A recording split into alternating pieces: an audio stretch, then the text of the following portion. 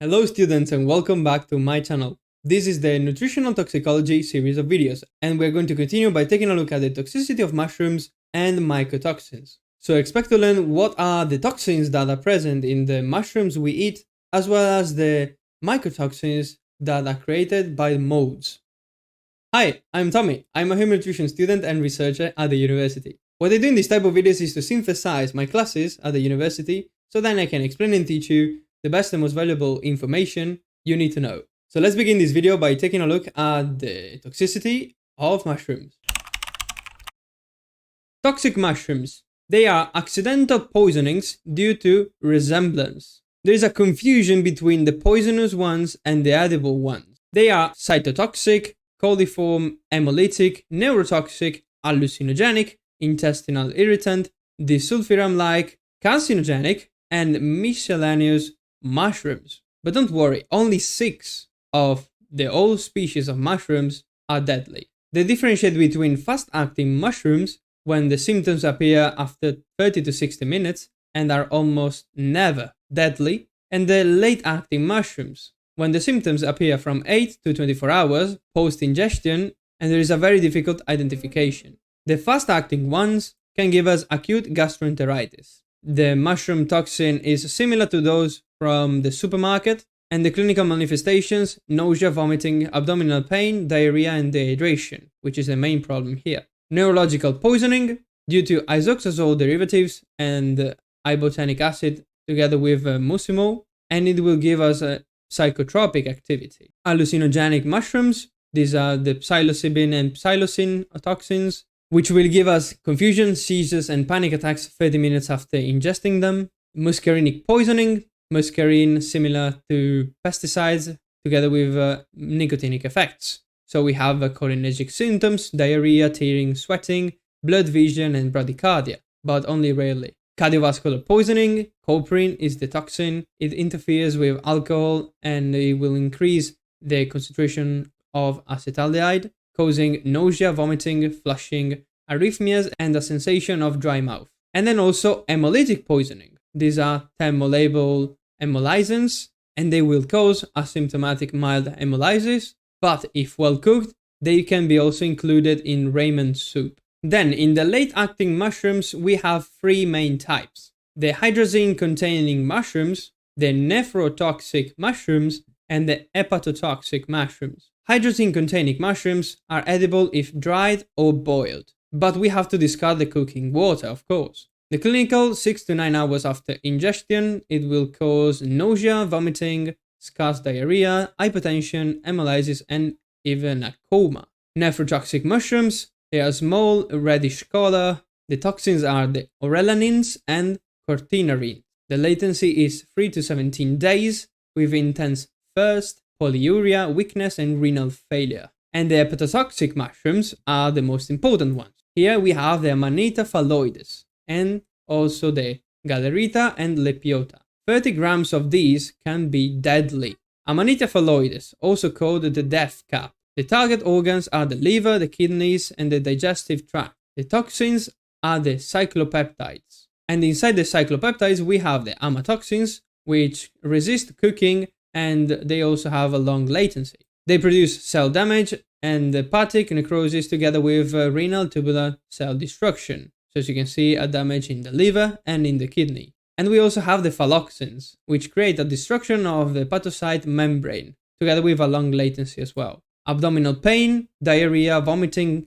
liver and kidney damage, together with the central nervous system damage as well, and maybe death. And indeed there is the phalloidic syndrome, which has 4 phases. The first one is the phase of latency, the second one the intestinal phase, the third one is the apparent improvement, and the fourth one is the visceral aggression phase, which is probably the last one. It's deadly. There is a difficult diagnosis for this phalloidic syndrome because the symptoms are very similar to other diseases. It is suspected in autumn though because it's the season of mushrooms. The treatment is using antagonists, and the prognosis is based on the amount ingested, the idiosyncrasy of each individual, the age, the time between diagnosis and treatment, usually 6 to 10 hours. After that, it's deadly.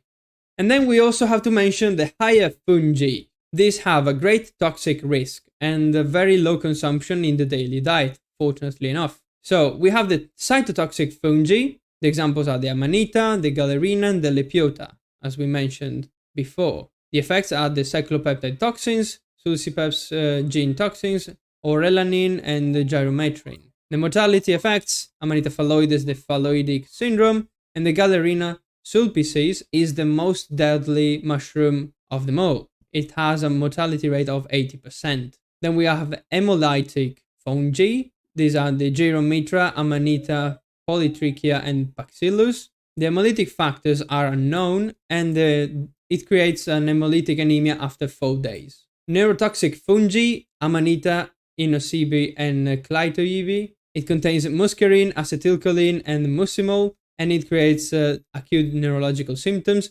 respiratory paralysis, with a 4% of mortality. Then hallucinogenic fungi, we have the psilocybin mushrooms. They create psychedelic effects, prolonged euphoria, excitement, and temporary paralysis. They are not fatal in adults, but they are potentially fatal in children though. Then we have the gastrointestinal irritant fungi. These are Boletus, Agaricus, and Lactarius. The toxins are of unknown nature, and they create severe poisoning in children. And the carcinogenic fungi, the Gyromitra, Agaricus, and Polyporus, which have the MHF, the methyl hydrazine, and other hydrozones together with nitrosamines. And these are carcinogenic, so they will create a tumor, and there is indeed a tumor formation in mice studies. And as a general rule for these fungal poisonings, they all require a fast treatment, and these poisonings appear due to similar morphology of many species. Again, the majority of them are because of confusion. On the other hand, we have mycotoxins. These are from fungi, eukaryotes, yeast, and molds. The main ones are the aflatoxins, ochratoxins, and the fumonisins. They affect the liver, the kidneys, the central nervous system, the endocrine system, and the immune system as well. And the chronic toxicity is higher in young animals. The types, the aflatoxins, they are the product of Aspergillus flavus fungus. They appeared in the 1960s with the turkey X disease, where it killed 10,000 turkeys because their food was contaminated with aflatoxins, especially the peanuts. The aflatoxin types are 18, being the M1 the most toxic. The toxicity, it affects the liver, kidney, brain, and it has a carcinogenic, teratogenic, and mutagenic effects. It's also hepatotoxic, it creates kidney problems, and immunosuppression. Aflatoxin in food, mainly in maize and peanuts, but also cassava, pistachios, chestnuts, nuts, figs, spices, watermelon seeds, sausages, wine, legumes, milk, and dairy products with the M1. Aflatoxicosis, the poisoning effects. Acute toxicity, necrosis of liver cells, edema of the lower extremities, liver lesions, and growth impairment. Chronic, jaundice, liver cirrhosis, decreased appetite, reduced growth, abortions, and fetal deformities. Again, it's teratogenic. The protective factors are a high lipid and protein diet, so high fat, because a liver rich in unsaturated fatty acids is also a protective factor. In the analysis, we have to use a thin layer chromatography, and the prevention, no safe levels in food, because they are carcinogenic agents. But there are maximum limits established in milk and peanuts for the M1, which is the most toxic one, just to make sure that the concentration is low enough for the commercialization. And the measures to reduce the exposure are good farming practices, storage, feed care, and the serial treatment with antifungals. Then we have the Ochratoxins. These are created via the Aspergillus and Penicillium fungi. They like warm and cold climates. They have the Ochratoxin A, the OTA, which is the most toxic one. And the tolerable daily intake is of 5 nanograms per kilogram per day. It remains in the body for 35 days. It binds to plasmatic proteins, and it accumulates in the liver and kidney. It's excreted in the urine and passes also into the breast milk. Properties: carcinogenic, nephrotoxic, teratogenic, genotoxic, immunotoxic as well, and possibly neurotoxic. As you can see, it's very bad.